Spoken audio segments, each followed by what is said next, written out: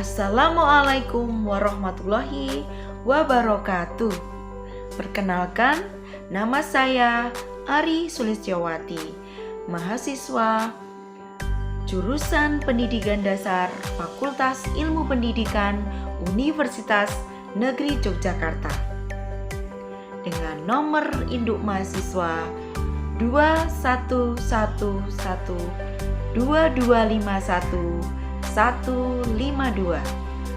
Di sini saya akan memaparkan tentang teori perkembangan kognitif Piaget. Sedangkan topiknya adalah enjoyable learning. Berikut akan kami paparkan terkait dengan pengertian konsep teori perkembangan kognitif Piaget dan penerapannya di dalam pembelajaran di dalam kelas. Piaget adalah seorang psikolog yang mengemukakan teori tentang perkembangan kognitif anak.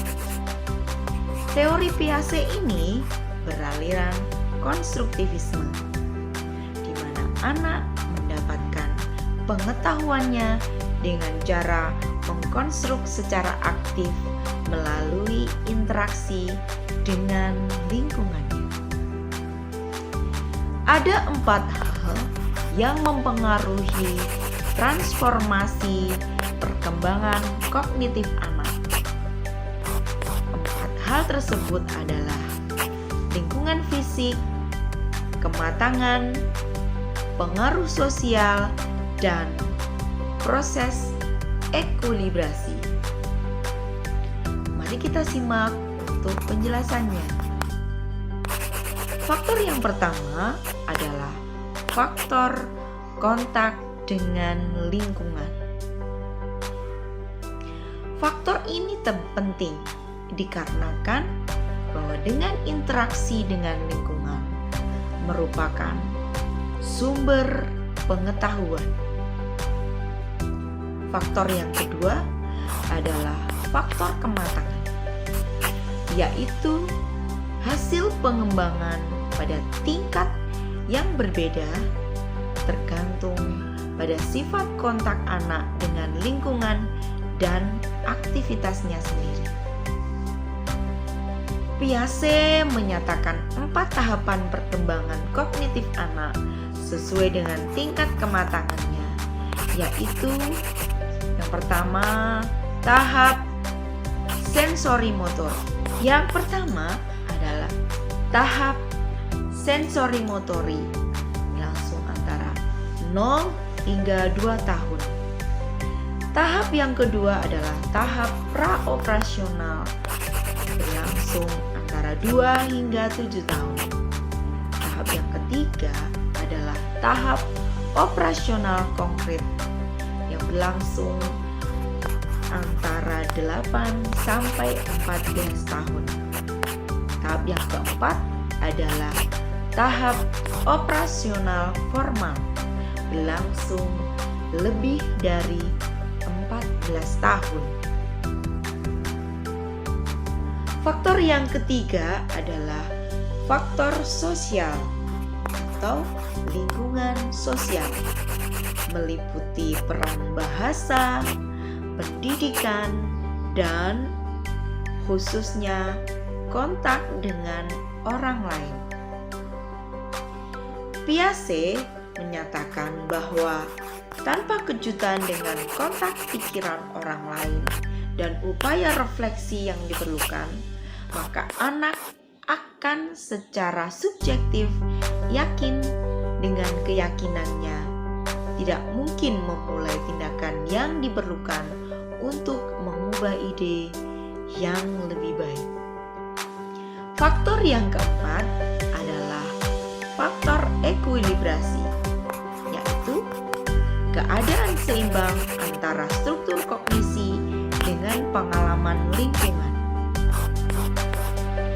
Ekuilibrasi atau equilibrium tercapai melalui proses asimilasi dan akomodasi. Proses asimilasi adalah proses menambahkan informasi baru dari skema yang sudah ada. Skema adalah kategori pengetahuan yang membantu menginterpretasikan dan memahami dunia. Skema mencakup kategori pengetahuan dan proses pemerolehannya. Akomodasi adalah bentuk penyesuaian lain yang melibatkan pengubahan atau penggantian skema akibat adanya informasi baru yang tidak sesuai dengan skema yang sudah ada.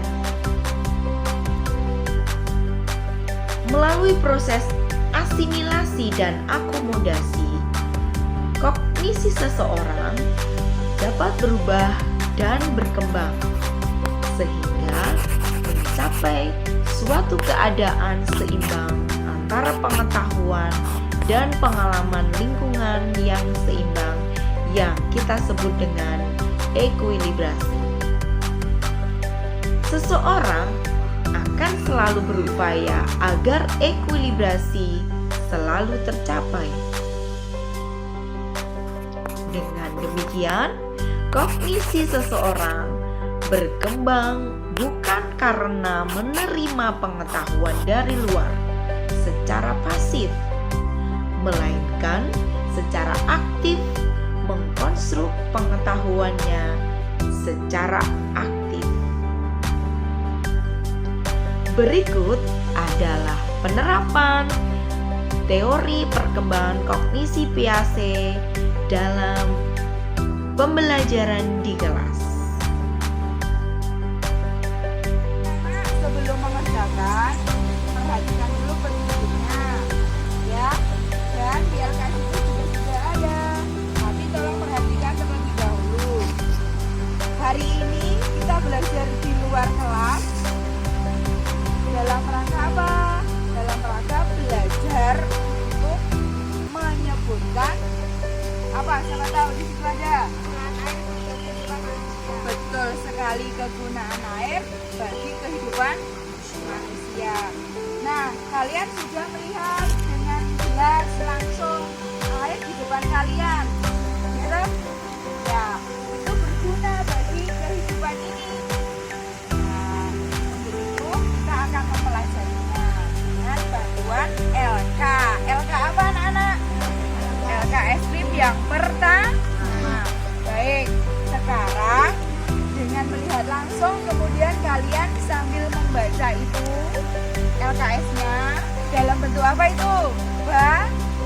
Bacaan.